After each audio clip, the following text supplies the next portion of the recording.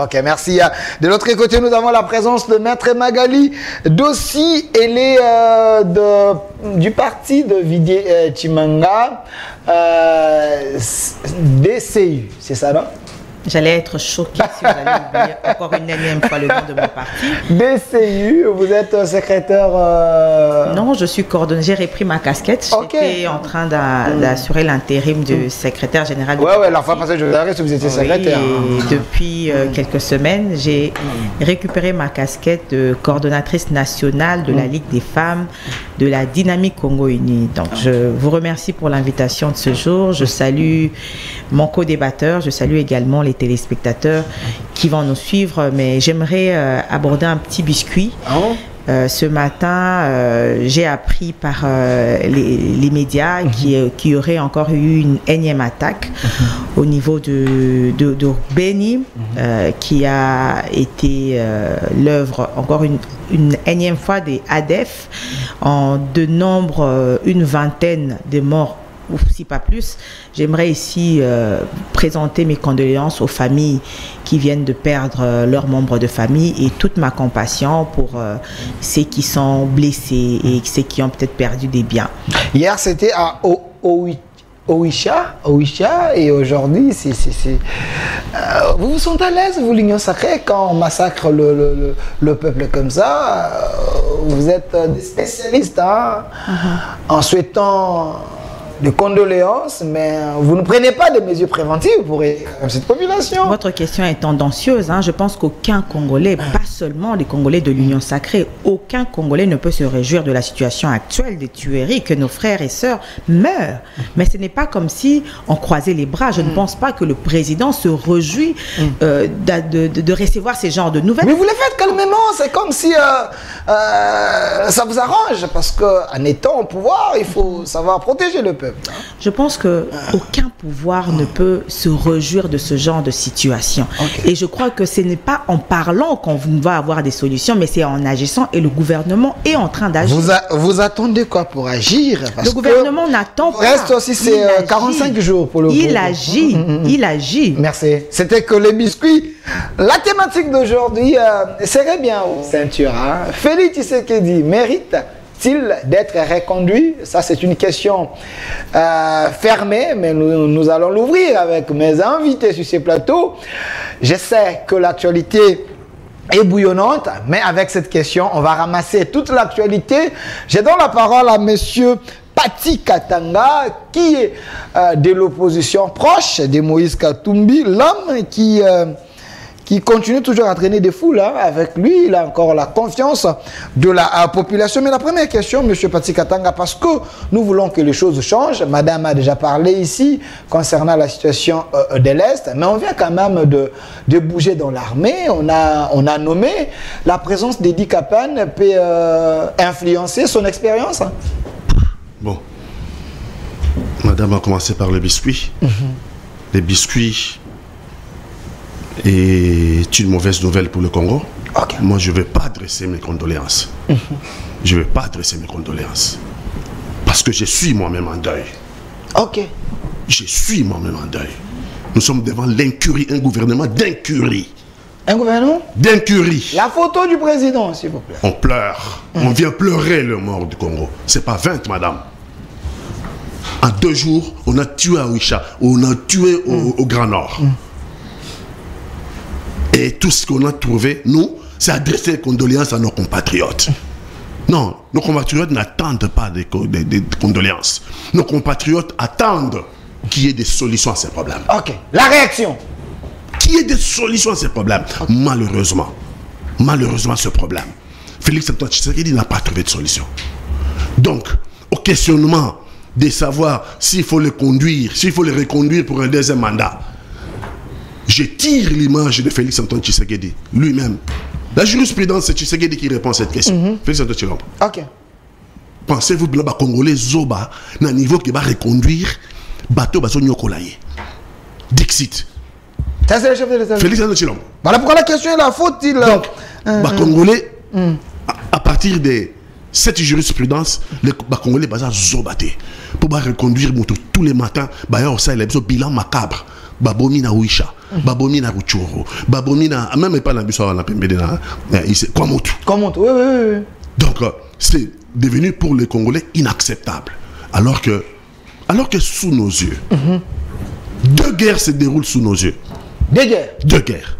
Une guerre en Ukraine et une autre en Israël. Et en Ukraine, le commandant suprême, c'est Zelensky. Même si on n'avait pas l'expérience, même si on ne connaît pas l'art de la guerre, mais on peut s'inspirer de l'exemple des autres. En Ukraine, c'est Zelensky, le commandant suprême. Et vous voyez comment il mène la guerre. Aujourd'hui, en Israël, c'est Bibi Netanyahu. Le 7 de ce mois, le 7 octobre, Hamas a sorti de la bande de Gaza, est allé attaquer Israël. Israël est en train de réagir.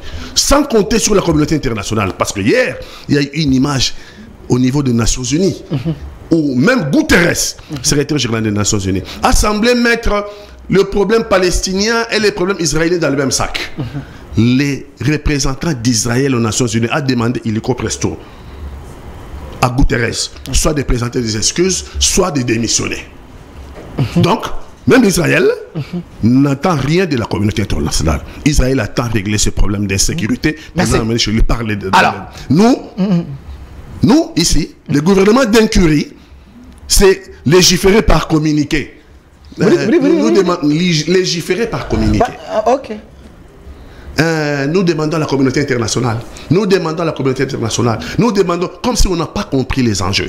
Comme si aujourd'hui, 15 millions de morts à l'Est ne suffisaient pas pour continuer toujours à en appeler à la communauté. Merci, M. Patrick Katanga. Vous n'avez pas répondu à ma question, mais je vais revenir vers vous.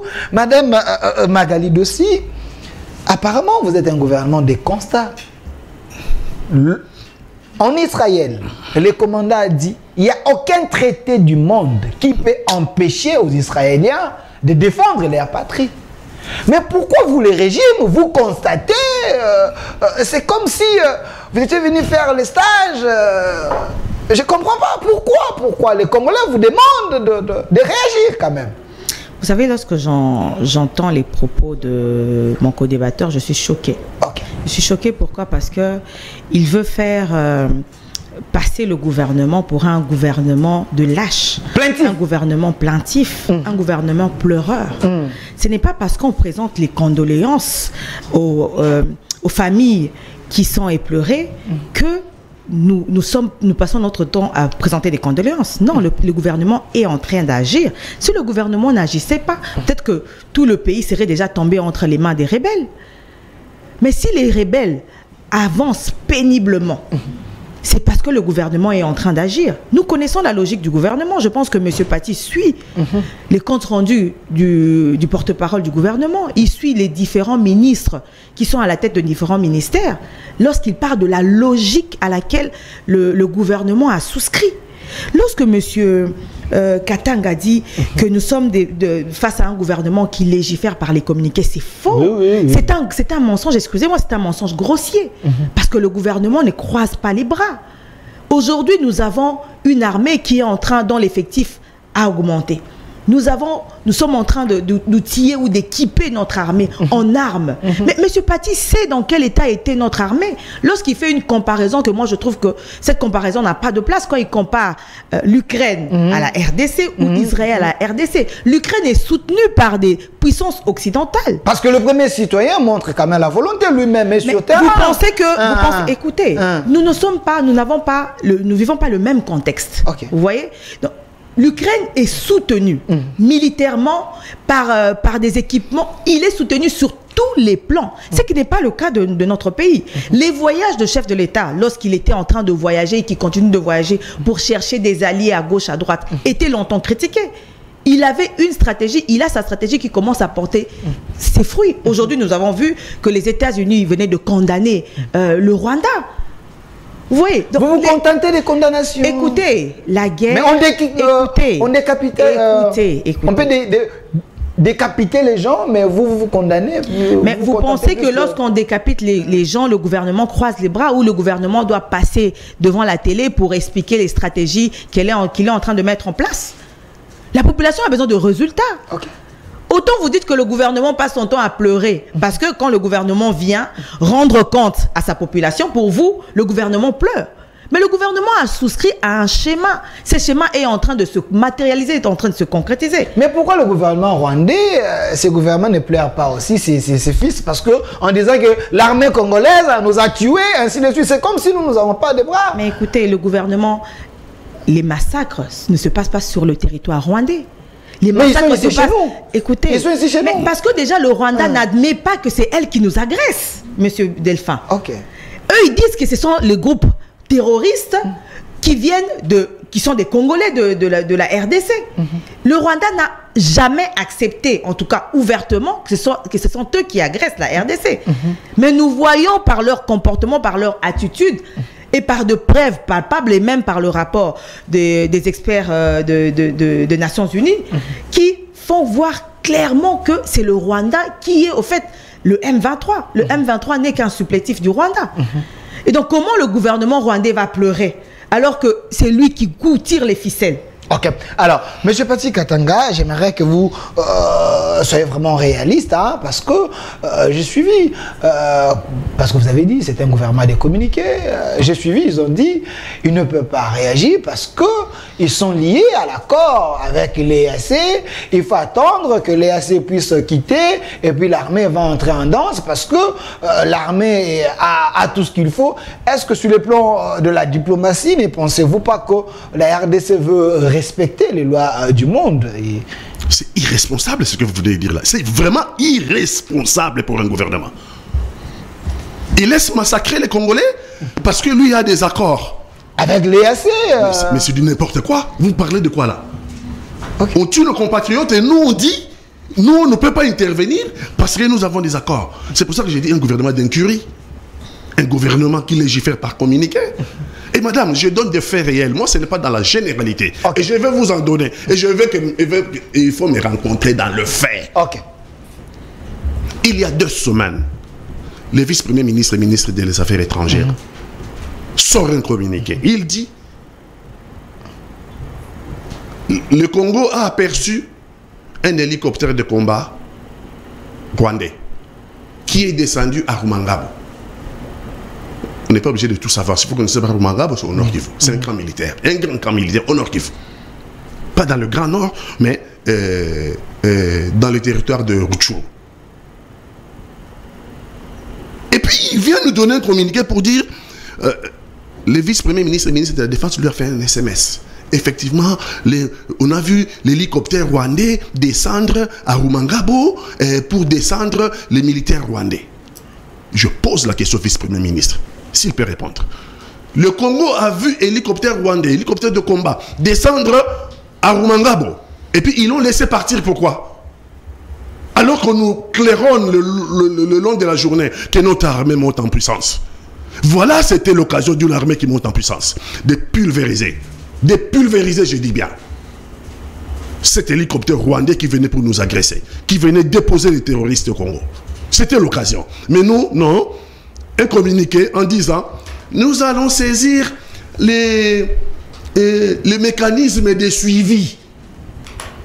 Nous allons saisir les mécanismes de suivi pour demander, allez, c'est à peu près ça, c'est toujours la même rhétorique, pour demander à la communauté internationale de prendre ses responsabilités. Mais madame, vous dites que l'Ukraine est soutenue par... L'Ukraine est soutenue, Israël est soutenu, que le Congo n'est pas soutenu. Mais posez-vous la question. Les gens qui ne nous soutiennent pas, pourquoi chaque fois nous devons dans nos communiqués, dans le communiqué du gouvernement congolais, demander leur aide? Vous pensez qu'ils viendraient? Alors que nous avons 15 millions de nos compatriotes qui sont tombés sur le terrain. Voilà pourquoi j'ai dit, il faut que ce gouvernement parte. Il n'est pas ce gouvernement à la hauteur des enjeux.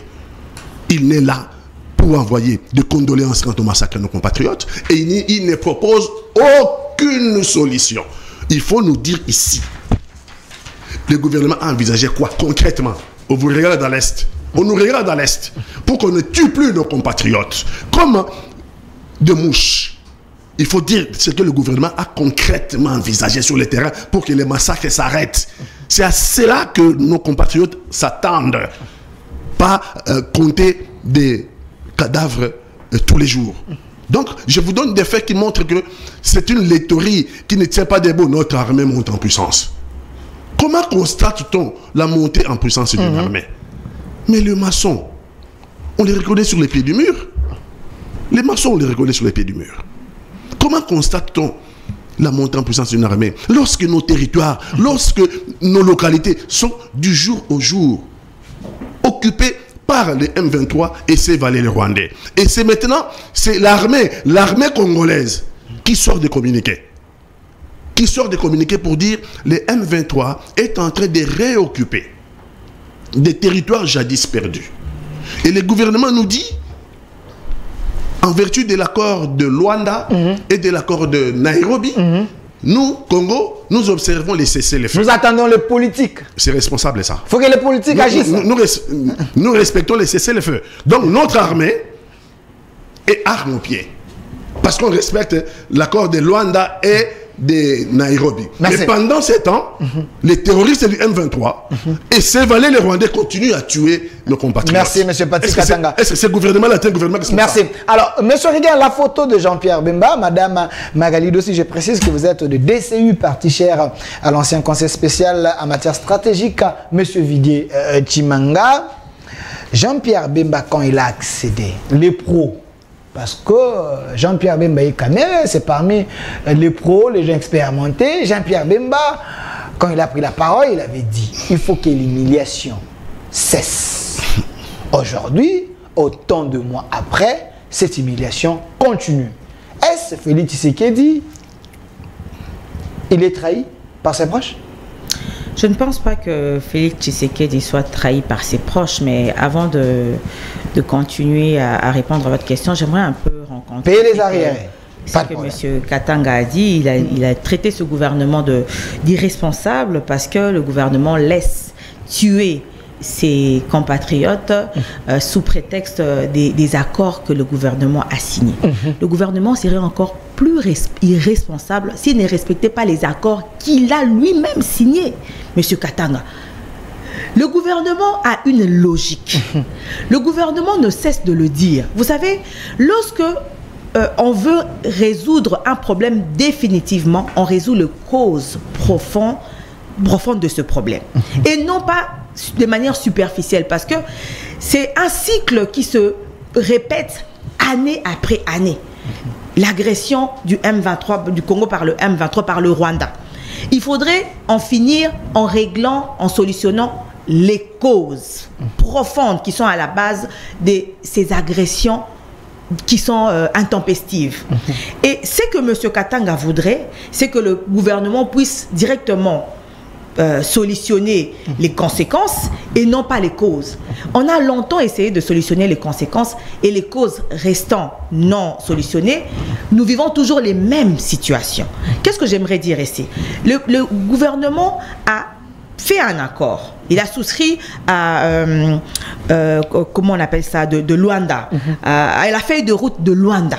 Et le gouvernement doit rester sur sa position, parce que le gouvernement a même donné un deadline. Je pense que l'EAC va quitter le 9 décembre. Mais ce que M. Patrick Katanga doit savoir, c'était dans quel état nous avons trouvé l'armée. Parce que quand vous parlez d'Israël... Vous avez trouvé une armée structurée. Nous avons trouvé une armée infiltrée. Structurée. S'il vous plaît. On a trouvé une armée infiltrée, avec des traîtres. Nous avons vu pendant cette guerre, pendant ces affrontements, nous avons vu quand il y a eu, plusieurs fois, il y a eu défection de certains officiers dans l'armée régulière congolaise qui ont laissé l'armée pour aller se retrouver dans le M23. Ça veut dire clairement que ces personnes étaient dans l'armée sans pour autant être vraiment de l'armée. Ils étaient au fait des agents du M23 qui donnaient des stratégies de l'armée au M23. Dans les agents voilà doubles. pourquoi. Bien sûr, c'était des agents doubles. Et aujourd'hui, il y a un travail qui est en train d'être fait dans notre armée pour pouvoir déceler tous ces traîtres et les mettre hors d'état de nuire. Vous savez que malheureusement, ce que nous vivons dans notre pays, c'est qu'au-delà des sujets rwandais qui sont peut-être dans l'armée, qui sont issus à cause des brassages de mixage, qui se sont retrouvés dans l'armée. Il y a même des Congolais, des patriotes, des Congolais qui trahissent notre armée. Quand vous parlez d'Israël, Israël, vous ne pouvez pas le comparer à la RDC. Ils n'ont pas les mêmes moyens que nous. C'est un pays souverain. La RDC, c'est un pays souverain. Écoutez, la RDC est un pays souverain. La RDC, c'est un grand pays. Hein. Il ne faudrait pas qu'on se voile la face. Oui. Nous n'avons pas les mêmes moyens que Israël. Nous n'avons pas la même organisation que Israël militaire. Nous n'avons pas la même organisation militaire que Israël. La RDC est en train de se refaire. Militairement, on est en train de se refaire. Il y a des formations qui sont en train d'être données. Il y a de nouvelles recrues qui ont rejoint le rang de l'armée. Tout ça, et même les moyens qui ont été mis à la disposition de l'armée avec la loi de la programmation militaire, tout cela va contribuer à la montée en force de notre armée. Mais notre armée a souscrit, comme je le dis, à un schéma. Ce schéma, c'était qu'il fallait que notre pays ait des soutiens.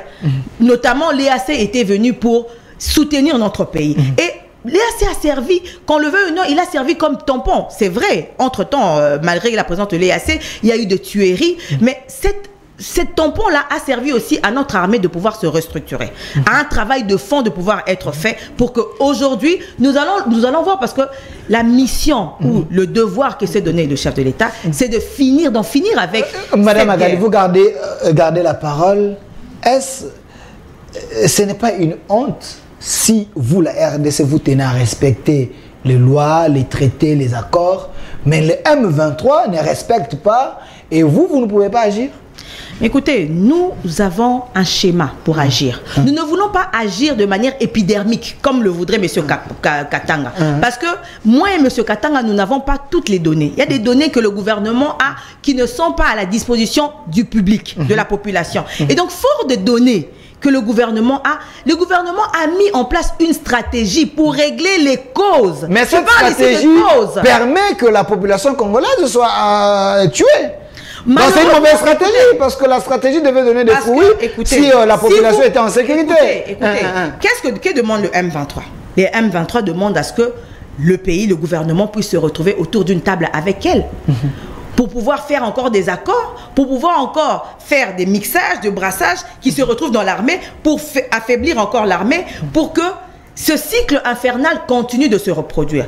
Mais le gouvernement, je le dis et je le redis, le gouvernement veut régler les causes et non pas les conséquences. Merci. Et il fallait que notre armée ait le temps de se restructurer, de monter en force et de se débarrasser des traîtres. Parce que plusieurs fois, les positions et les stratégies de notre armée étaient dévoilées au M23. Ce n'est pas parce que notre armée était faible, mais c'est parce que notre armée était infiltrée. Merci. Et cette infiltration a affaibli notre armée. Merci. Alors, la photo d'Edi Kapen, M. Pati Katanga, prenez la parole. Edi Kapen a l'expérience. Edi Kapen n'a pas commencé l'armée aujourd'hui, 20 ans après. L'homme, l'État fait recours à lui. Pensez-vous qu'avec la présence d'Edi Kapen, on peut trouver la solution à nos problèmes? Parce que il est envoyé là-bas à Lubumbashi, 22e région militaire. Est-ce que l'homme peut aider la République? D'abord, madame, c'est contredit. Parce qu'il dit que l'armée est infiltrée, l'armée lui-même, le président de la République en arrivant, et vous avez les images, tout ce que j'ai dit sont fondés, qu'il a trouvé une armée structurée. C'est Félix Antoine Tshilombo qui le dit, ce n'est pas moi. Bon, maintenant, je peux être d'accord avec vous que l'armée était infiltrée, l'armée avait... Ok, mais nous sommes 5 ans après. On est en train toujours de pleurer. C'est ça le problème. Nous sommes 5 ans après. Il est fin mandat. Maintenant, c'est le moment de dire aux Congolais en matière de sécurité qu'est-ce qu'il a fait. C'est le moment de la redevabilité au peuple. Ce n'est plus le moment de pleurer maintenant. Il a eu 5 ans pour trouver des solutions. Maintenant, c'est la redevabilité. Et je constate qu'aujourd'hui, contrairement quand il est arrivé au pouvoir, aujourd'hui, il ne peut pas mettre ses pieds à Rutshuru occupés. Oh, mais il est chef de l'État. Attendez. Il ne peut pas. Il ne peut pas mettre ses pieds à Rutshuru. Il ne peut pas mettre ses pieds à Massis. Dans son pays. Il ne peut pas mettre ses pieds à Bunagana. Ok. Hein? Donc, pendant son mandat, la situation sécuritaire, non seulement elle s'est dégradée, mais les terroristes avec leur valet rwandais, ont encore gagné du terrain pendant son mandat. Ne dites pas qu'il a une stratégie, il n'en a pas. Donc c'est une mauvaise stratégie. Il n'en a pas de stratégie. La stratégie, c'est pas comme ça. Il ne faut pas sortir de mots comme ça si on ne maîtrise pas le concept. Ok. La stratégie, c'est une ligne qu'on fixe pour atteindre un objectif. Et cette ligne qu'on fixe pour aller atteindre un objectif est limitée dans l'espace et dans le temps. Ok. Ce n'est pas à chaque fois que vous avez une défaite que je suis dans la stratégie. À chaque fois que vous avez une défaite, je suis dans la stratégie. Pendant un moment, quand M23 gagnait encore des localités, notre armée faisait la déclaration suivante. Pour des raisons stratégiques. Ok. Nous avons fait un repli stratégique. C'est notre armée. Monsieur Chiwewe. C'était un repli stratégique. Christian Jusqu'à ce qu'aujourd'hui, nous avons perdu une grande partie de notre territoire. Donc arrêtez de dire que c'est une stratégie. Non, il n'y en a pas. La meilleure stratégie aurait été de mettre fin à l'insécurité pour que nos compatriotes ne soient plus jamais assassinés. Maintenant, Edi Kapen, le nouveau nommé, l'homme qui a l'expérience. Vous me posez la question sur un individu. Moi, je suis Maïmaï. Ah oui, je sais. Donc l'affaire, je le connais. Pas tout, mais un peu, je connais. Ok. L'armée ne se repose pas sur un individu. Non. Mais c'est une valeur ajoutée. Je vais vous donner un élément que vous avez souligné ici sans le savoir. Vous avez dit que Jean-Pierre Bemba en arrivant, il avait dit quoi? Répétez aux téléspectateurs. C'est à moi de poser des questions ici. Vous avez dit que Jean-Pierre Bemba en arrivant, il a claironné partout qu'il faut que l'humiliation s'arrête. Cesse. Plusieurs mois aujourd'hui, nous sommes plus humiliés qu'avant qu'il n'arrive. Oui. Donc, ça veut dire que le problème, ce n'est pas l'individu. Ce n'est pas Jean-Pierre Bemba. Je ne vais pas mettre ça sur sa tête. Dans certains systèmes. Oui, bien sûr, il est ministre de la Défense. Mais c'est un système, le problème, il est systémique. Mais le régime avait dit... Et le chef de ce système, c'est Félix-Antoine Tshilombo, le président sortant. Mais le chef avait déboulonné le système. Il a déboulonné qui? Il a déboulonné les systèmes. Quel système il a déboulonné? Les systèmes s'est empiré parce qu'aujourd'hui, nous avons encore des territoires qui sont occupés de plus en plus avant même qu'il n'arrive au pouvoir. Il a nommé Chiwewe, John Numbi n'a plus de poste, Edi Kapen est revenu dans l'affaire. Il y a tellement une manière de déboulonner. Vous ne voulez pas écouter ce que j'ai dit, vous voulez seulement faire gober aux téléspectateurs des inepties. Je vous dis que ce n'est pas les individus. Parce que Jean-Pierre Bemba dit, on va arrêter l'humiliation du Congo. Quand il arrive, il dit qu'on va arrêter l'humiliation du Congo. Oui, monsieur le ministre, je suis d'accord, le Congo est humilié. Mais je constate plusieurs mois aujourd'hui, le Congo est de plus en plus humilié. Chiwewe que vous dites, quand il est arrivé, il a dit des choses du style. Qu'est-ce qu'il en est aujourd'hui? Plusieurs mois, lui c'est même année, je crois que ça doit être la première année. Qu'est-ce qu'il en est aujourd'hui? Il n'y a pas de stratégie, madame. Les stratégies militaires, on ne peut pas les dévoiler aussi. Félix-Antoine Tshilombo n'est pas à la hauteur des enjeux. Il n'est pas à la hauteur des enjeux. Selon vous les opposants?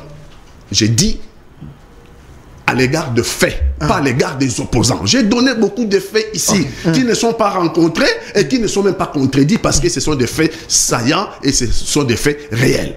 Il n'y a pas de stratégie. Mais avec 40 000 hommes qui ont rejoint l'armée, vous pensez que si l'EAC se retire, on ne peut rien?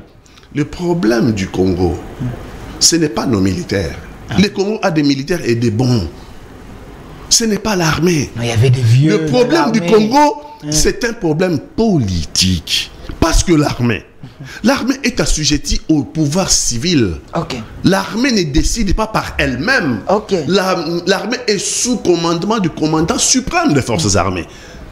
C'est Félix-Antoine Tshilombo.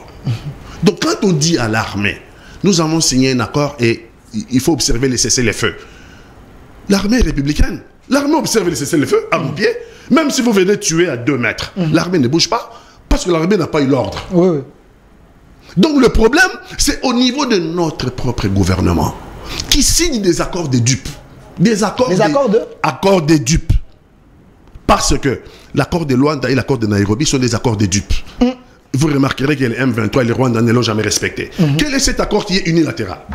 Nous signons à 2, vous ne respectez pas. Et moi, je continue à dire, moi, je respecte les accords. Et pendant ces temps, les dégâts sont commis chez moi. Non, il n'y a au monde. Dans la naïveté des Congolais. Tous les pays du monde ont les droits de se de se défendre. Tous les pays du monde. Alors, lorsque vous êtes attaqué, vous avez le droit de vous défendre. Merci. Le Congo l'est aujourd'hui. Le Congo est attaqué et le Congo a les devoirs sacrés de se défendre. Merci. Alors, Madame Magali Dossi, il y a 2 semaines ici, nous tous on parlait des Wazalendo, les patriotes. C'est comme si ces Wazalendo, ils sont maintenant affaiblis. Pourquoi aujourd'hui, les Wazalendo, ils sont absents? Vous pensez qu'ils ont rejoint les camps des ennemis? Écoutez, laissez-moi un peu rencontrer M. Paty qui joue bien son rôle d'opposant, qui s'oppose à tout parce que c'est un patriote. C'est lui qui maîtrise le concept stratégie. Le gouvernement, nous autres, nous ne maîtrisons pas le concept stratégie. Parce que lorsque le gouvernement parle d'une stratégie ou lorsque l'armée parle d'un repli stratégique, pour lui, ils utilisent un concept creux qu'ils ne connaissent pas. Écoutez, ici, j'ai bien répondu à M. Paty qui refuse de comprendre parce qu'il reste sur sa position, sous sa casquette d'opposant. Il doit s'opposer parce que eux, ils doivent détruire, contester le bilan du chef de l'État, tout ce que le chef de l'État a dit, parce que eux, ils veulent positionner leur candidat. Non, les opposants vous éclairent. Mais écoutez, vous montrez vos erreurs. Laissez-moi avancer. Continue. Parce que, par exemple, il a posé la question de savoir qu'est-ce que le gouvernement envisage concrètement pour en finir avec ces tueries. Ici, j'ai bien répondu à M. Katanga qui n'a pas voulu comprendre. Le gouvernement veut s'attaquer aux problèmes de fond. Le gouvernement ne veut pas uniquement résoudre les conséquences. Parce qu'en résolvant les conséquences, le problème reste entier. La racine. Le gouvernement veut s'attaquer à la cause. Et nous avons entendu lorsque le président Macron était ici, il a parlé des puissances extérieures. C'est-à-dire que nous n'avons pas en face de nous uniquement le Rwanda. Le Rwanda a des soutiens. Et nous sommes en train de nous battre sur le plan diplomatique également pour avoir les mêmes soutiens, si pas plus de soutien pour renverser la tendance.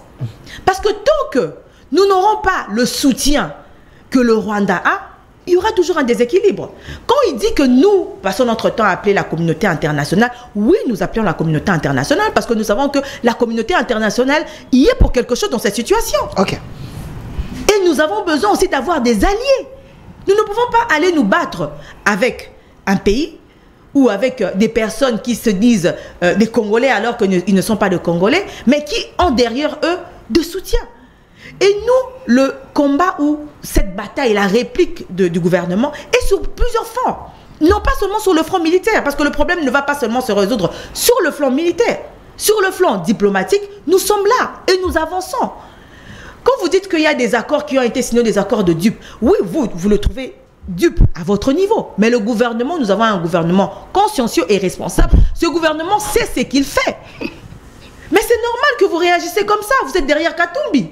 On tue des Congolais. Écoutez. On tue des Congolais. Il refuse que vous n'avez pas un gouvernement responsable, c'est son droit. C'est les spectres de Katumbi partout. On tue les Congolais, c'est les Katumbi. S'il vous plaît, qui termine. Ne vous agitez pas. S'il vous plaît, ne vous agitez pas. Écrivez, vous allez rencontrer. Si vous voulez la solution aux tueries des Monsieur Katanga, c'est son temps de parole. Vous la laissez continuer. Je ne suis pas venu répondre aux questions de parti. Je la protège. Directement Katumbi. Les spectres de Katumbi. Mais vous parlez de Chilo Modomi, vous êtes là, vous parlez de Chilo. Continuez, madame. Je suis libre de parler de qui je veux. Katumbi, c'est le président de votre parti. Je suis libre de parler de lui. Vous n'allez pas m'empêcher de parler de Katumbi. Continuez. Vous faites votre rôle. Parce que la tuerie des Congolais. Vous n'êtes pas le journaliste, monsieur Paty. S'il vous plaît, monsieur Paty Katanga. Je ne réponds pas à vos questions. Est-ce qu'elle peut continuer? Vous me protéger parce que je ne réponds pas. Je vous protège. S'il vous plaît, monsieur Paty Katanga. Monsieur Paty, ne la percevez pas. Élégant, respectez le temps de. Non, respectez le temps de parole de l'autre. Merci. Maîtrisez-vous, s'il vous plaît. Mais oui, vous avez raconté votre vie, je vous ai écouté.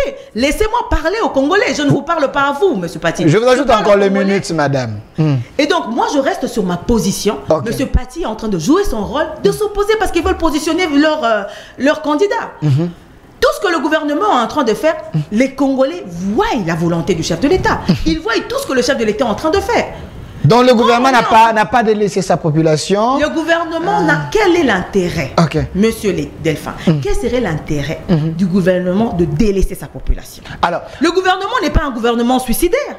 C'est un gouvernement consciencieux et responsable. Pas irresponsable. Le gouvernement a sa stratégie qui qu'il a mis en place. Et cette stratégie est en train de porter des fruits. C'est vrai, il y a des tueries que nous déplorons. Et je pense que c'est la même position du gouvernement et du président. Ça lui donne encore plus de force de faire voir et faire ressortir que ces terroristes ne respectent rien. Merci. Je reviens à ma question. Vous gardez encore la parole, vous répondez à cette question. Félix Tshisekedi mérite-t-il d'être reconduit? J'enrichis encore, il avait dit. Il ne se sentirait pas dans sa peau d'un président de la République si l'Est ne trouve pas. Aujourd'hui, il n'y a pas la paix. Donc, il doit rester un mois quelque chose. Et comme on ne peut pas reconduire l'homme. Vous avez d'abord posé une première question à laquelle je n'ai pas eu le temps de répondre par rapport au Ouazalendo. Le Ouazalendo descend des patriotes qui ont eu un sursaut d'éveil patriotique. Ils sont affaiblis. Et je ne sais pas ce qui se passe. Ce sont des Congolais. Je ne sais pas, est-ce qu'ils ont fait un repli stratégique? Est-ce que vous aimez trop la stratégie, vous, l'Union sacrée. Écoutez, mais il faut des fois savoir reculer pour mieux sauter. Okay. Tu ne peux pas avancer comme ça. Quand tu as des nouvelles données, des nouveaux éléments, il faut savoir prendre le temps de se replier pour étudier et donner une réponse qu'il faut. Le président de la République ne peut qu'avoir un deuxième mandat. Comment ça? Écoutez, lui-même a dit que je me serais dans ma peau d'un président si il n'y a plus la guerre à l'Est, mais la guerre continue. Écoutez, donc en réalité, s'il est sincère, il ne peut que démissionner. Mais il a tout fait, il continue de tout faire pour que cette guerre prenne fin. S'il avait croisé les bras, on pouvait dire oui, il n'a rien fait, mais il a tout fait et il continue de le faire. Il a tout fait, mais il y a l'échec. On ne peut pas dire qu'il y a l'échec total. Oui, parce que la guerre est là. Il a tout fait, il a tout fait, il est limité, il y a l'échec. Suivez mon raisonnement. Ok. Vous pouvez dire qu'il y a l'échec parce que la guerre n'a pas pris fin. Mais on a des signaux forts qu'il a donnés. Aujourd'hui, nous avons la levée de la procédure de notification préalable. Okay. Oui. C'est un signal fort. Aujourd'hui, quand nous avons les États-Unis qui condamnent le Rwanda, c'est quelque chose de fort. Aujourd'hui, quand nous avons de plus en plus des voix qui s'élèvent de part et d'autre pour condamner le Rwanda, le problème du Congo est connu de par le monde. C'est quelque chose. On ne peut pas dire que c'est des choses qui sont négligeables. C'est-à-dire que nous sommes dans un processus qui va nous mener inéluctablement à la victoire. Merci. Merci. À sécurité. Merci. Quelqu'un m'a écrit ici, Delphin, c'est l'injustice de nous si plus de temps. Mais Pati Katanga, j'ai lu dans la parole, Monsieur Pati Katanga, donnez-moi, je vais avoir la photo de Monsieur Dieudonné Kamoleta. J'aimerais bien le président de la Cour constitutionnelle parce que la question principale, Félix Tshisekedi mérite-t-il d'être reconduit? C'est une question fermée.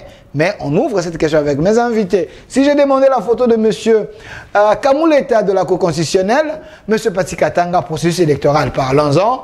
J'ai suivi ce matin les gens en train de déposer des plaintes, si je n'ai pas appelé ça comme ça, pour qu'on puisse invalider d'autres candidats. J'ai vu cette Kikouni qui a déposé contre Félix Tshisekedi.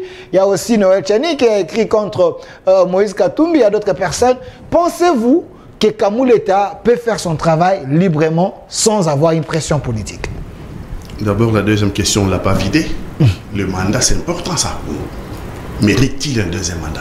Ok. Et tu poses la question, madame, sans réponse, comme d'habitude. Oh, il n'a pas répondu? Le président de la République, le 21... Je vous donne le fait précis. Ok. Et il faut me rencontrer dans le fait. Ok. Le 21 juin 2021, il est à Béni. Il est à Béni. Il prend parole.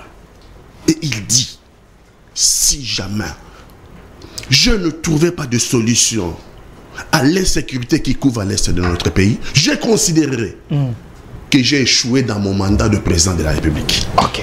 C'est lui qui parle, hein? La vidéo existe.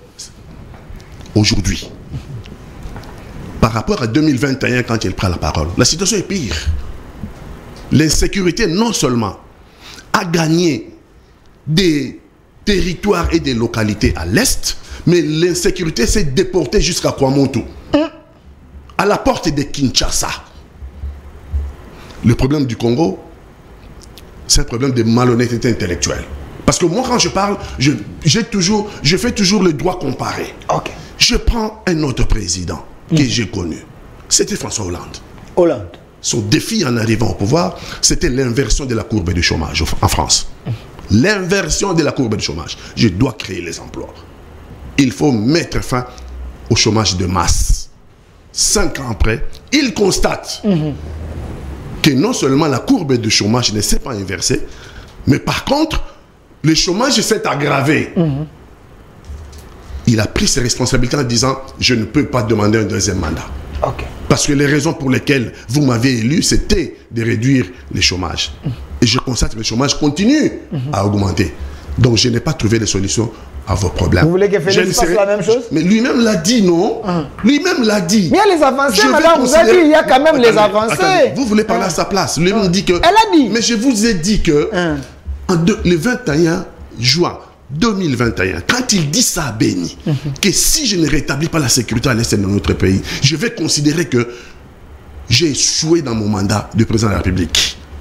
Aujourd'hui, par rapport à 2021, cette insécurité non seulement est allée grandissante, d'autres territoires et d'autres localités sont tombés encore entre les mains du M23. Mais encore pire, l'insécurité s'est déportée à l'ouest de notre pays, à Kwamutu. L'insécurité à la porte de Kinshasa, jusqu'à ce que on va faire les élections et que 3 territoires de la République ne peuvent pas participer au vote. Alors que l'article 5 de la Constitution est clair, la souveraineté appartient au peuple et tout le peuple congolais a droit, tout le monde a droit au vote. Mais là, on va constater, il y a eu dans 3 territoires, il n'y a pas eu enrôlement et dans 3 territoires, il n'y aura pas vote là-bas. Alors, la question donc, de la vous comprenez que s'il était logique avec lui-même, si ces débatteurs ou débatteuses ou débattrices étaient logiques, il fallait tirer la conclusion logique parce que c'est lui-même qui l'a dit, ce n'est pas moi. Que non seulement la sécurité est allée grandissant, mais la sécurité a débordé les sphères de l'Est pour arriver jusqu'à l'Ouest. Donc la conséquence logique serait quoi? Démissionner.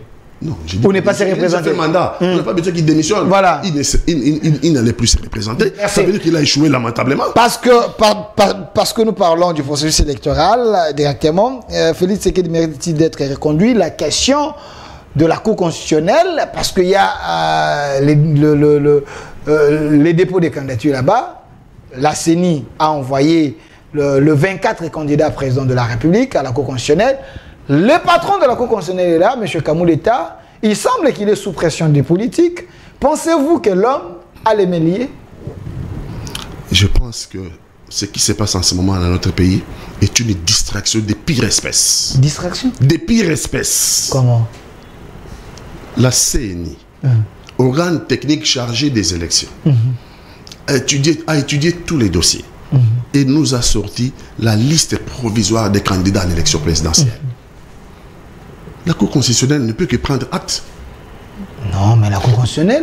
On ouvre la porte de Pandore pour créer une polémique inutile. Inutile? En démocratie, seul le peuple a le droit de vous sanctionner positivement ou de vous sanctionner négativement. Parce que ce qui se passe en ce moment est en train de nous éloigner des problèmes réels du Congo. Maintenant, la polémique, c'est est-elle a déposé une requête? Est-elle a déposé? Je ne me retrouve pas dans une requête. Mais les Congolais ont le droit de déposer. Oui. Les candidats, nous sommes, ils vont gérer les Congolais, non? Mais s'ils ont les arriérés, vous pensez que la Cour constitutionnelle doit fermer les yeux? Mais on ne s'en sortirait pas, ces rythmes-là. N'importe quel quidam viendra à la Cour constitutionnelle déposer. Nous connaissons les Congos.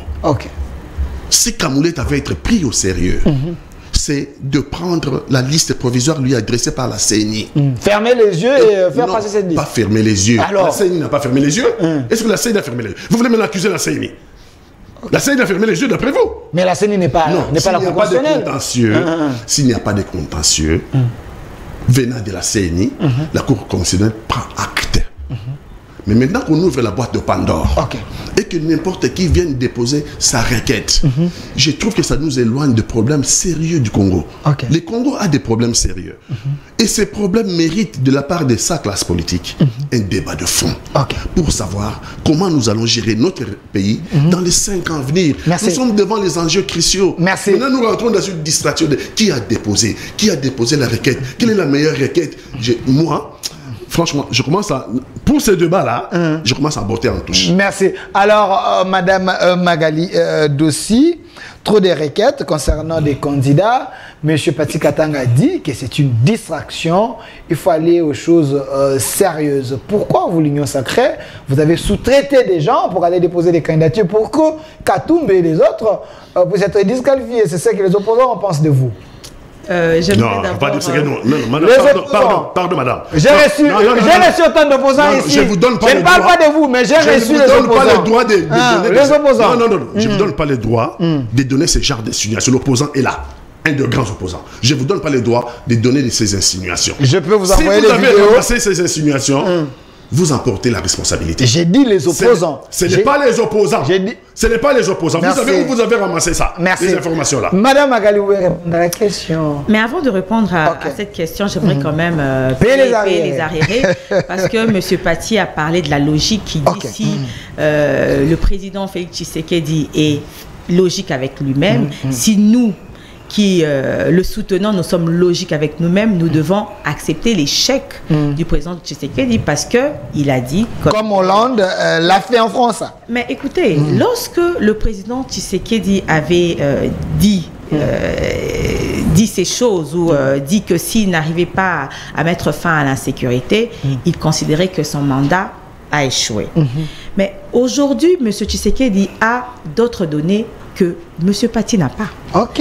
Parce que, écoutez, si M. Tshisekedi voulait absolument respecter ce qu'il a dit à la population pour qu'il soit reconduit de ce côté-là, il allait accepter de se mettre avec le M23, signer des accords pour qu'il y ait un cessez-le-feu. Ok. Juste pour se sauver sa ça va être une solution facile. Mais écoutez, ça serait une solution facile. Plusieurs personnes auraient fait cela. Mais tu sais que c'est un patriote. C'est un patriote. C'est un Ouazalendo. Oui, c'est un Mouzalendo.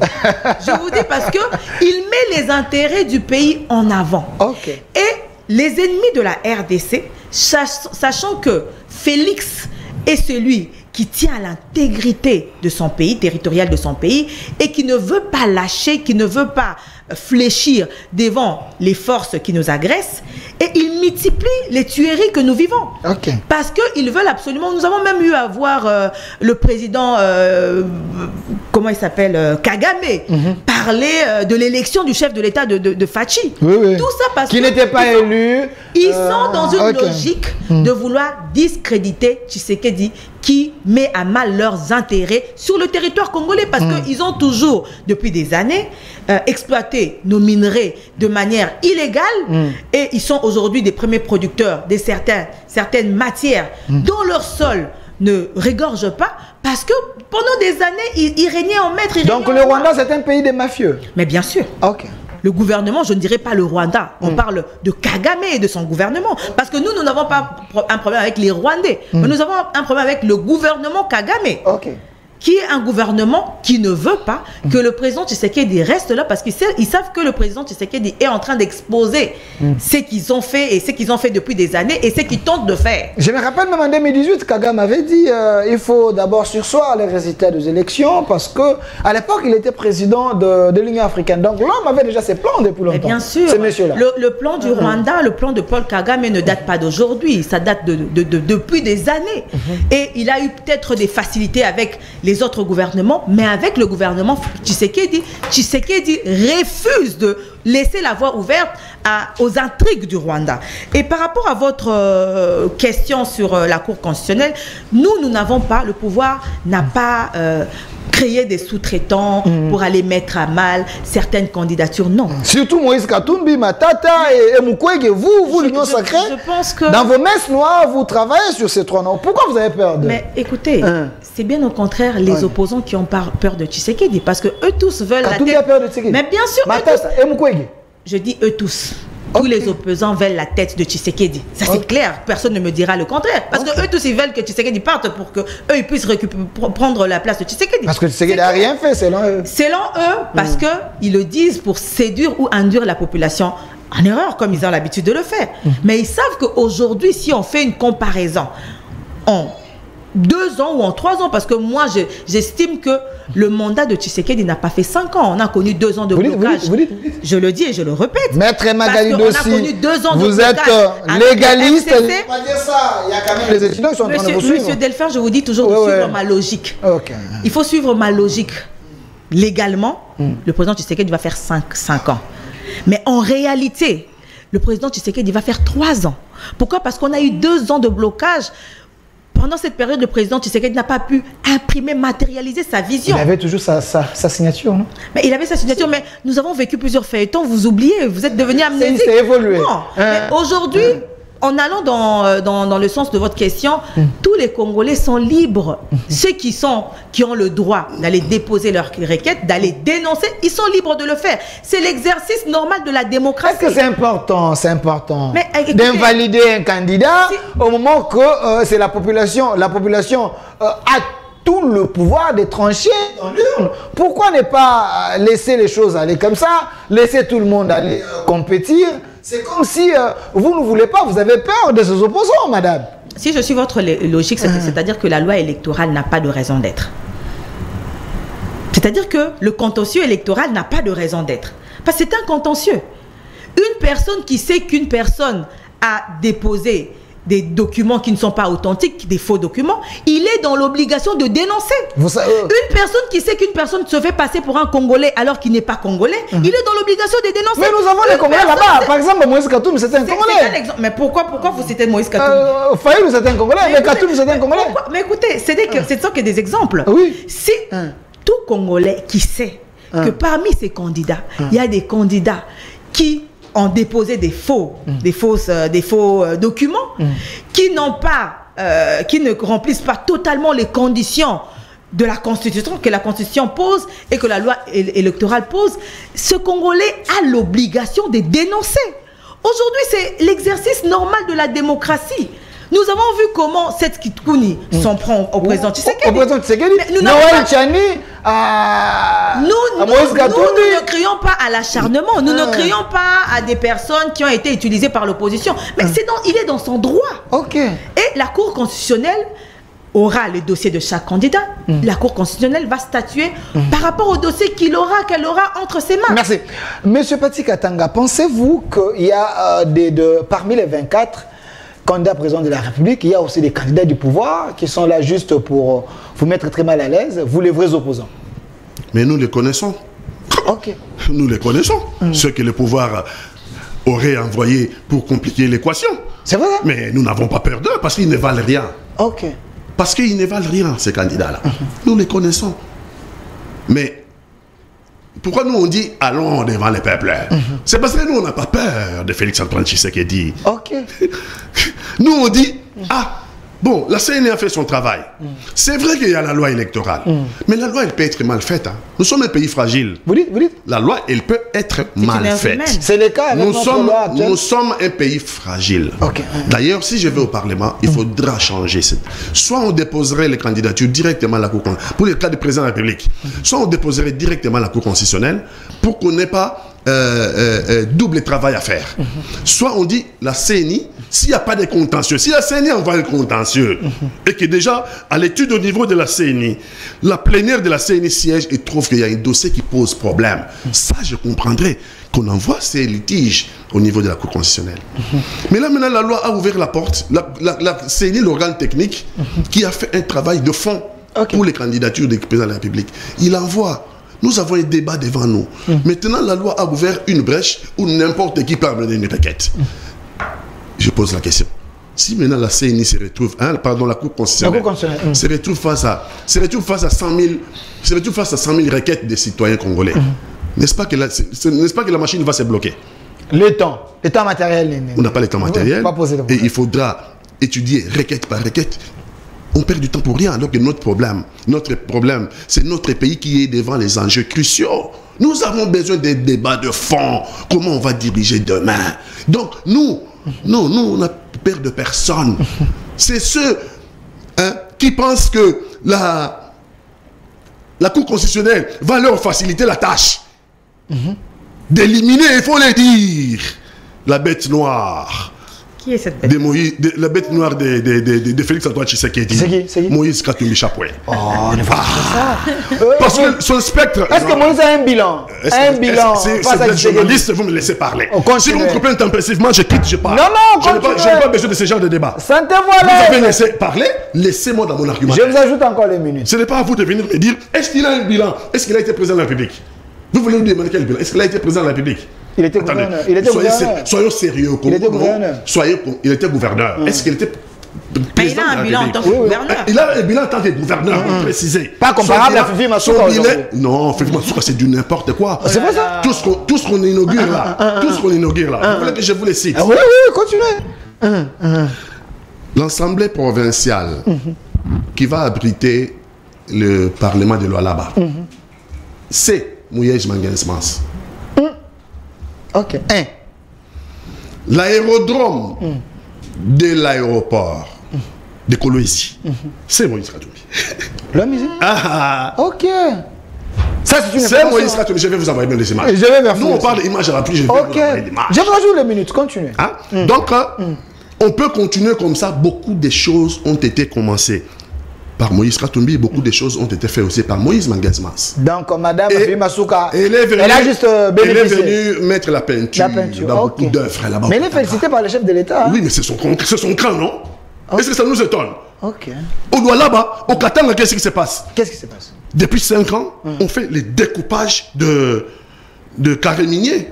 Le Katanga est devenu un grand carré minier qu'on donne aux amis, qu'on donne à la famille, qu'on donne à tout le monde. C'est vrai ça? Ah oui. Ok. C'est chez moi le Katanga. Ok. Donc ne me parlez pas de bilan. Personne n'a le bilan de Moïse Katumbi. Là-bas, c'est lui qui a créé Moïse Katumbi. Le pont, les plus grands ponts après le pont de Maréchal au Congo, c'est le pont Lualaba. Le pont Lualaba relie Lubumbashi à Kolwezi. On y mettait 2 jours pour y aller. Lubumbashi à Kolwezi, à peu près 130 à 150 km. On y mettait 2-3 jours pour y arriver. Et on avait des difficultés à convoyer les minéraux qui venaient du Lualaba pour passer à Lubumbashi et aller vers la province de Kasumbalesa, Zambie, pour prendre soit les trains, soit pour prendre le car et aller peut-être vers l'Afrique du Sud. Il y avait des problèmes sérieux. Et le pont qu'il y a aujourd'hui à Lualaba, le pont Lualaba, c'est Moïse Katumbi.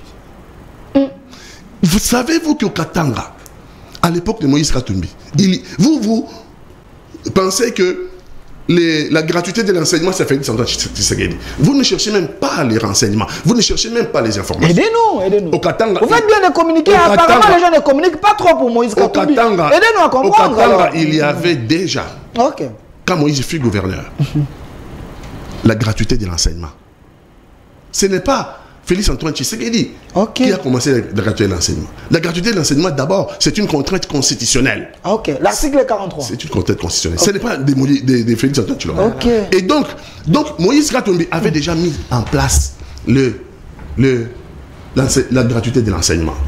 C'est un visionnaire. Les SMIG, salaire minimum garanti pour tout Congolais qui travaillait au Katanga. Quand Moïse Katumbi fut gouverneur, c'est déjà de 2007-2008, il n'y avait pas de salaire de moins de $100. Nous sommes à cette époque. Je me rappelle à l'époque. Il n'y avait pas de salaire de moins de $100 dans le Katanga dirigé par Moïse Katumbi comme gouverneur.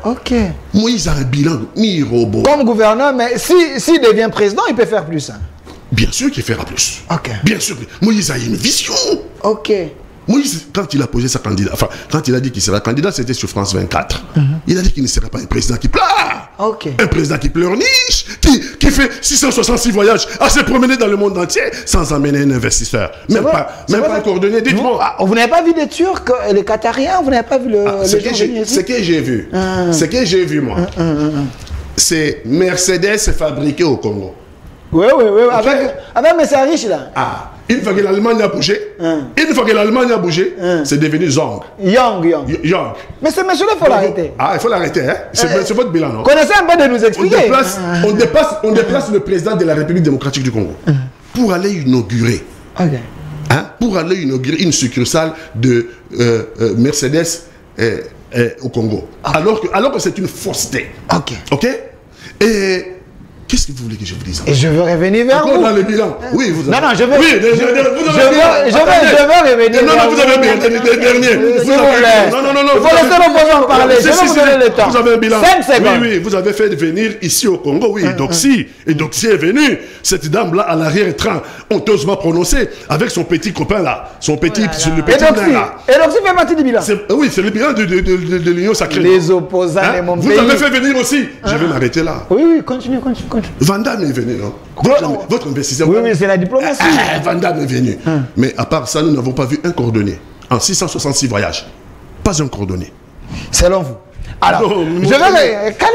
Calmez-vous. Mais ce qui est un peu embêtant, c'est... M. Patrick Katanga a dit quelque chose ici. Il y a le monsieur là, monsieur riche. Il a amené le chef de l'État dans une affaire là, inauguration de bus Mercedes fabriqués en RDC. À un moment, selon les images qui ont circulé, ce n'est plus Mercedes, c'est devenu Young. Je me pose toujours des questions. Ce monsieur-là vit ici au Congo. Nous avons les anciennes images et les nouvelles images. Qu'on nous explique un peu comment on a quitté les Mercedes en Young. Je ne comprends pas. Aidez-nous un peu. C'est terrible mon pays. Alors, Madame Agalide aussi, aidez-nous. Parce que vous êtes avec Villiers Chimang, un homme très intelligent. Ancien conseiller spécial en matière stratégique, je précise bien du chef de l'État, Villiers Chimanga, je l'aime beaucoup, il est intelligent. Mais, Patrick Katanga vous a lancé des défis ici, madame. Le peuple vous regarde. Tshisekedi a fait quoi pour qu'il soit reconduit? Parce que ce n'est pas encore le moment de propagande, hein? Mais quand même, il faut faire un semi-bilan. Parce que lui a dit ici votre bilan, vous avez amené Doxy, vous avez amené Van Damme, vous avez fait des choses. Et les petits là, les petits P là. Oui, oncle P. Les petits P. Oncle P, qu'avez-vous fait? Vous savez, j'ai envie de rire quand j'entends M. Patrick Katanga dire que Katumbi a dit qu'il ne sera pas un président pleureur. Hein. Oui, plaintif. Mais Katumbi passe son temps à pleurer. C'est vrai ça? Attendez, on m'a fait ça, on est en train d'organiser des choses contre moi, on voit mon ombre partout. Mais il passe son temps à pleurnicher. Et il va changer quand il va arriver au pouvoir. Ok. C'est lorsqu'il deviendra président qu'il va changer ses habitudes. Non. C'est quelqu'un qui pleurniche. Okay. C'est quelqu'un qui est plaintif. Okay. C'est comme si le monde entier en voulait à Katumbi. Parce que Katumbi aurait un bilan. C'est là que je viens d'entendre de la bouche de mon co-débatteur que tout ce qui se fait dans le Katanga, tout ce que Fifi Masuka fait, Fifi Masuka ne fait que mettre la peinture, tout a été fait. C'est-à-dire que Katumbi... C'est le projet de Moïse et de Mouillage. Il y a 2 mois, vous étiez là chez Fifi Masuka. Oui. J'ai des vidéos. Mais écoutez, ce que M. Patrick oublie, c'est qu'il existe la continuité de l'État. Ah, ok.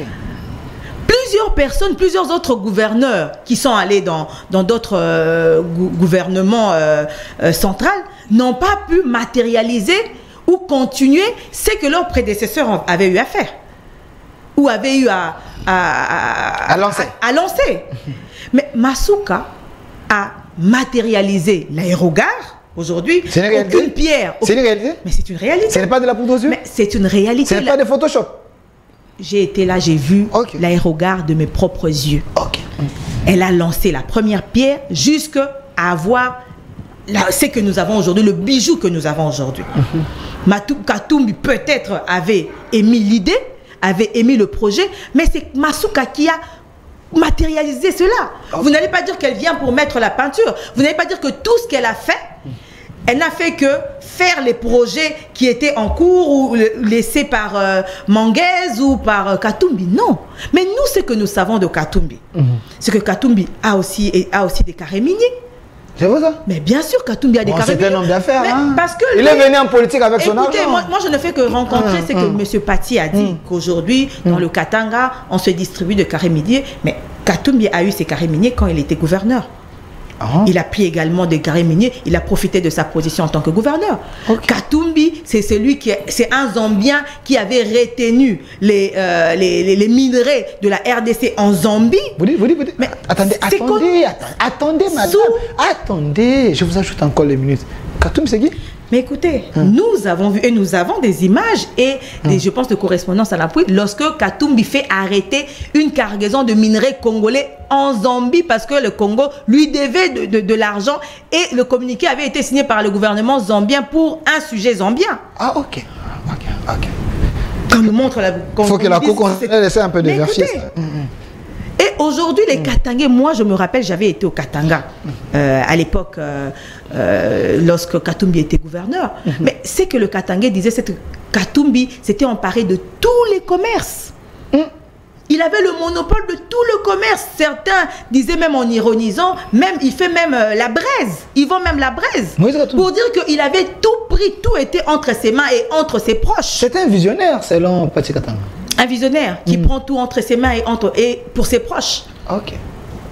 Quels sont les millionnaires congolais qui sont sortis de la province du Katanga sous la gestion ou pendant la gestion de Katumbi? Et sous votre gestion? Parce que vous... Il y a plusieurs... Vous plaignez au nom de Katumbi. Laissez un peu Katumbi, laissez Kabila. Parlons un peu de vous. Qu'avez-vous fait alors? C'est que nous avons fait... Okay. Moi, je suis avocate d'affaires. Okay. Sous le mandat du président Tshisekedi, plusieurs entreprises sont venues ouvrir. Je suis en train de noter. Plusieurs entreprises sont venues investir en RDC. Moi, j'ai... Pati Katanga a dit, il y a même pas un cordonnier. Mais écoutez, allez, je vais pas citer les noms des entreprises. Non, je n'ai pas, écoute, je suis avocate. Je ne veux pas venir citer les noms. Vous n'avez qu'à aller au guichet unique de création d'entreprise. Vous aurez les informations. Okay. Je ne veux pas vous faciliter la tâche. Nous y sommes allés, on n'a rien trouvé. Nous y sommes allés. C'est faux, c'est un mensonge grossier. Parce que les entreprises se créent tous les jours. Si les avocats vous suivent, si les personnes qui ouvrent leurs entreprises vous suivent, on va vous qualifier de menteurs. Parce que c'est faux. Les investisseurs arrivent tous les jours. On peut aller descendre au guichet unique. Vous allez avoir la liste des entreprises qui ont ouvert depuis l'arrivée du président Tshisekedi au pouvoir. Il y a plusieurs entreprises, des multinationales qui ont ouvert aussi leur filiale ici au Congo. Et ce n'est pas à M. Pati Katanga de me dire le contraire parce qu'ils ont juste envie de saboter le bilan du chef de l'État. Malheureusement pour eux, le bilan du chef de l'État est concret, visible, palpable. Visible. Les dollars aujourd'hui, c'est presque à 26. Les dollars aujourd'hui, c'est presque à 26. Matata Pongo, l'homme de la bonne gouvernance, dit qu'il va stabiliser les choses, mais vous, apparemment, le peuple souffre. Monsieur Delphin. Nous payons des maisons en dollars, mais c'est compliqué, madame. Monsieur Delphin, aujourd'hui, le monde vit une crise mondiale. Ce n'est pas seulement la RDC. Et la RDC ne va pas se démarquer. Aujourd'hui, à travers le monde, il y a la hausse des prix des denrées alimentaires, du carburant et autres. Ce n'est que normal. Peut-être notre capacité de résilience face à la flambée du dollar, et il faut que ça puisse être réajusté. Mais notre économie se porte bien. Se porte mieux qu'il y a 5 ans. Mais aujourd'hui, le gros problème de la RDC, c'est que nous avons une économie extravertie. Nous subissons les chocs parce que tout ce que nous importons, déjà à l'importation, les prix sont en hausse. Lorsqu'ils arrivent ici, c'est normal que tout soit en hausse. Et aujourd'hui, nous sommes dans une étape où le pays est en train d'investir. Nous investissons dans tous les domaines, dans les infrastructures. Nous investissons. Nous avons le programme de 145 tracteurs. La RDC est un grand chantier. La RDC est un grand chantier. J'ai vu ces programmes un peu partout. Lorsque M. Pati parle de la gratuité, en disant que la gratuité n'est pas une idée ou le fait de Tshisekedi, ni nous n'avons en aucun jour dit que la gratuité, c'est une création, un concept créé par Tshisekedi. Il faut dire merci à Kabila. Non, mais je le salue à Kingaka. Il faut dire merci à lui, Kabila. Mais le président s'est battu pour cet article-là. Mais écoutez, mais qu'est-ce que le président a fait? Il a rendu cette contrainte effective. Il parle de Moïse qui aurait rendu, mis en place la gratuité. Ça, je n'ai pas. On n'a pas cette information. C'est vrai, c'est vrai. Quelle est la suite de cette gratuité qu'il avait mis en place? Est-ce que cette gratuité avait réussi ou pas?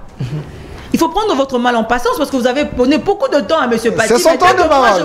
Je commence à parler. Mais c'est Tati de Non. Ne m'influencez pas, s'il vous plaît. Continuez. Le bilan du chef d'État est largement positif sur tous les plans.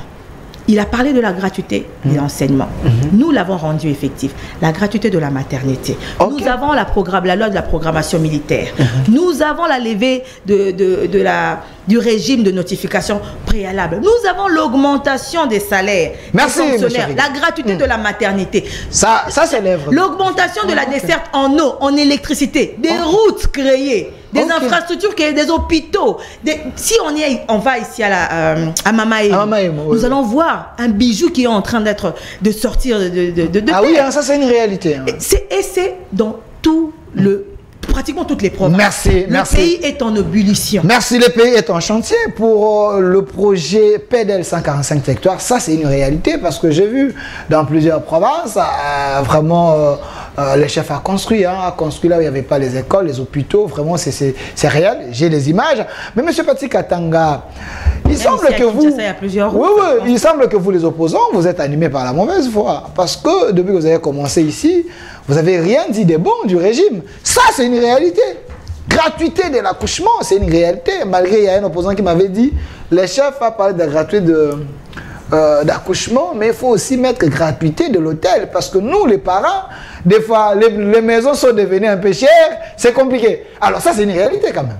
Il ne faut pas rigoler avec les choses, c'est sérieux ce qu'on dit. Oui. C'est pour ça que j'ai commencé par dire que cette affaire de n'importe qui dépose sa requête, c'était une distraction. Les débats que les Congolais attendent, c'est ça, la gratuité de l'accouchement. Est-ce que vous voulez que je commence là? Mais oui, ça c'est une réalité. Il faut comprendre comment les systèmes fonctionnent. Vous savez, les Congolais, on leur sert des concepts comme ça.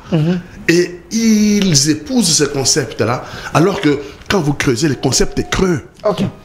Gratuité de l'accouchement découle de quoi? Il découle cette idée de la couverture maladie universelle. Santé universelle. C'est ça, c'est la même chose. Santé, c'est maladie, non? C'est lié à la maladie. C'est la même chose.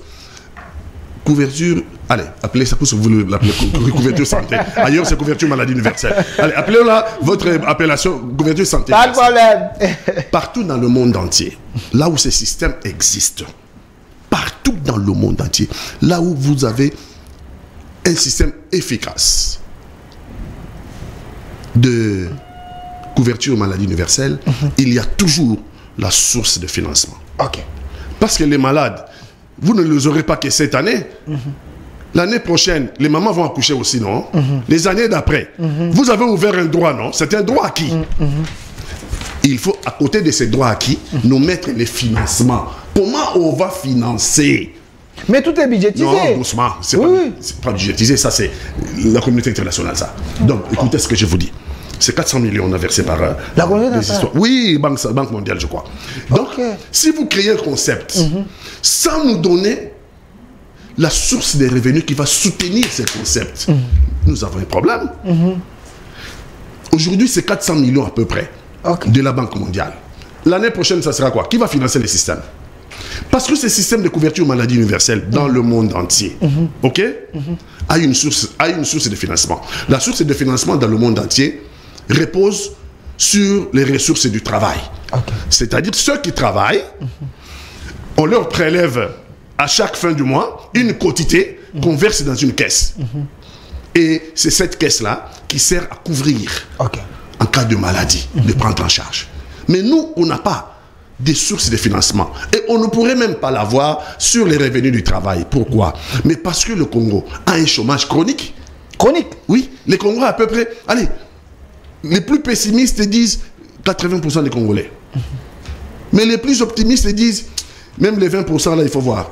On aura peut-être 5% des Congolais qui travaillent. Donc ça veut dire que la source de financement de l'accouchement gratuit ne peut pas venir des revenus du travail. Et donc, le système va se casser la gueule. Parce que nous comptons sur la communauté internationale pour les financer. Ça, c'est de 1. Des 2, j'ai dit. Chuter. Non, non, arrêtez de chuter. Il nous reste 5 minutes. Arrêtez de chuter. On vous regarde par les téléspectateurs. Ça, c'est important. PDL 145 territoires. Le problème de madame, quand elle vient, elle ne vient avec aucun soubassement. C'est vrai, ça? On vient nous balancer comme ça. Même vous, là, vous balancez comme ça. Mais moi, je vais vous donner des chiffres réels. Préparez-vous à avoir les chiffres. Parce qu'on aura bientôt les pièces contre pièces. PDL 145 territoires était prévu pour 3 ans.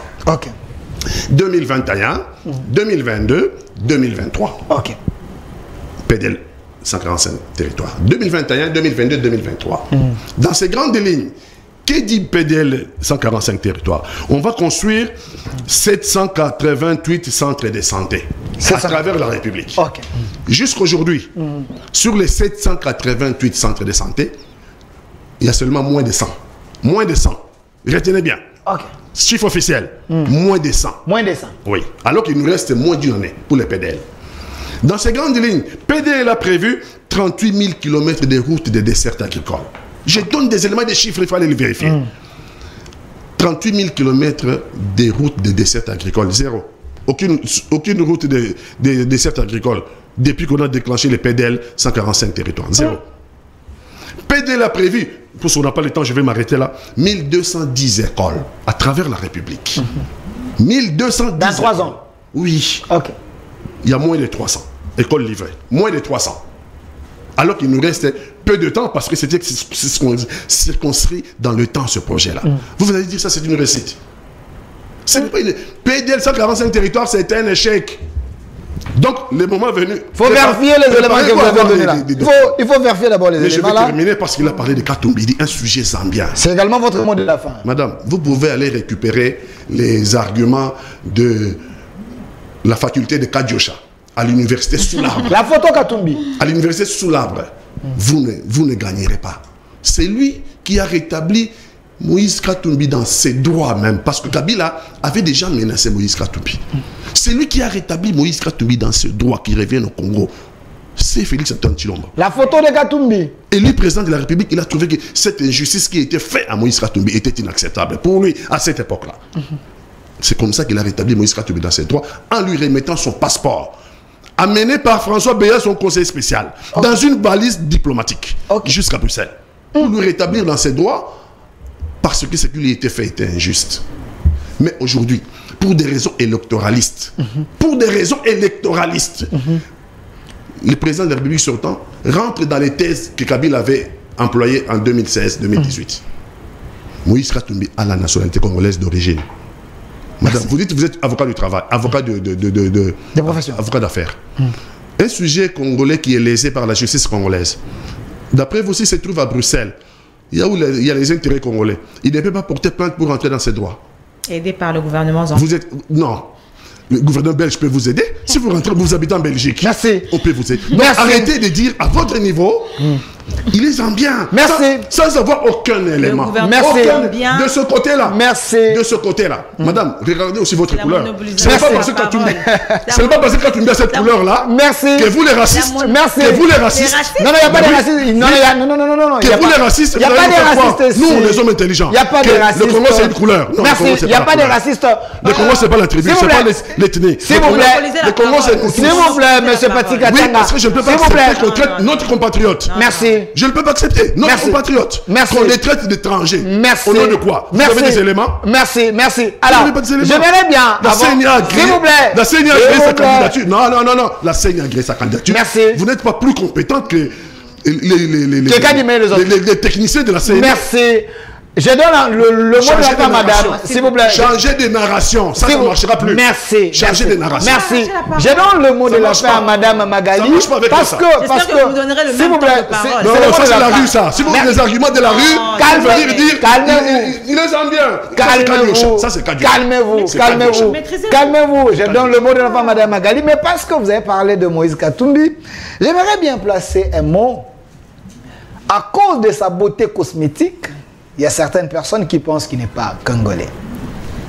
Alors, je demande à la Cour constitutionnelle de bien vérifier les documents avant d'allier les candidats présents de la République. Parce que nous devons faire confiance à la justice. Alors, madame Magali, dossier des mots de la fin, on retient quoi?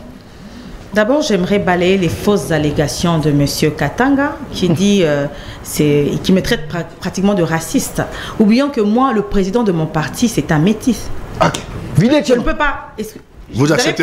S'il vous plaît, monsieur. C'est son temps de parole. C'est son temps de parole. Maîtrisez-vous. Calmez-vous. Il y a des colères saines. Évitez la colère. Vous avez dit des choses. Vous avez dit des choses que vous avez eu à dire ne m'ont pas mis. Elle vous répond. Je me maîtrise. Calmez-vous. Continuez, madame. Un homme qui perd sa maîtrise comme ça, maîtrisez-vous, madame. Continuez, madame. Non, mais maîtrisez-vous. Je suis calme. Vous êtes en train de dire votre président. Je disais que je ne suis pas raciste. Parce que mon président est un Congolais. Mon président il est métissé.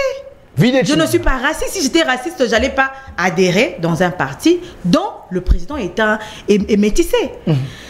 Monsieur Pat Katanga a parlé de la gratuité de la maternité. Il n'a même pas donné le budget de la gratuité de la maternité. Il a tout mis sur le dos de la Banque mondiale. J'aimerais ici lui donner les chiffres. La photo du chef. Le budget qui a été aligné pour la maternité, la gratuité de la maternité cette année est de 41 700 000 $. 41 700 000. L'année prochaine, dans le budget prochain, 200 millions seront inscrits pour la gratuité de la maternité pour couvrir toute l'étendue de la RDC. La Banque mondiale n'a mis que 73 millions de $. Donc le gouvernement congolais ne compte pas sur la Banque mondiale ou sur une aide extérieure pour pouvoir continuer à rendre effective la gratuité de la maternité. Et donc, en parlant du programme de 145 territoires, PDL 145 territoires. Écoutez, nous sommes encore dans le délai. C'est vrai? Ah oui, c'est un programme, il a bien dit, c'est un programme qui s'étend sur 3 ans. 3 ans. Mais nous n'avons pas encore atteint les 3 années. Il peut y avoir eu un retard pour le lancement, parce que d'abord, il s'agissait de faire un appel d'offres. Il y avait des sociétés qui avaient soumissionné, et il fallait choisir les sociétés qui répondaient aux conditions du cahier des charges. Et nous n'avons pas encore atteint les 3 années. Le programme est en train d'avancer et le programme avance bien. C'est vrai qu'il y a certaines contraintes dans certaines provinces de nos pays qui sont enclavées, où il y a des difficultés pour l'évacuation des matériaux, mais on va y pallier. Et ce programme, je croyais qu'il allait même saluer ce programme qui est en train de moderniser tous les territoires de la RDC. Parce qu'aujourd'hui, à Kinshasa, nous vivons l'exode rural parce que les territoires sont reculés. Plusieurs personnes veulent quitter les territoires qui ne sont pas modernisés, où il n'y a pas d'hôpitaux, il n'y a pas des écoles, il n'y a pas d'eau, il n'y a pas d'administration. Et toute notre population qui vit dans des territoires un peu reculés veulent toujours venir dans les grands centres parce que c'est là où il y a du travail. Mais aujourd'hui, grâce au PDL 145 territoires, il y aura même la création du travail. Parce que c'est que vous devez savoir, les sociétés qui ont gagné des marchés vont travailler dans ces territoires avec la main-d'œuvre locale. C'est une création d'emploi. Mais M. Paty ne dira jamais ça. Merci. Parce que pour lui, il doit noircir le bilan du chef de l'État. Merci, Madame Magali Dossi. Je précise que vous êtes au cadre de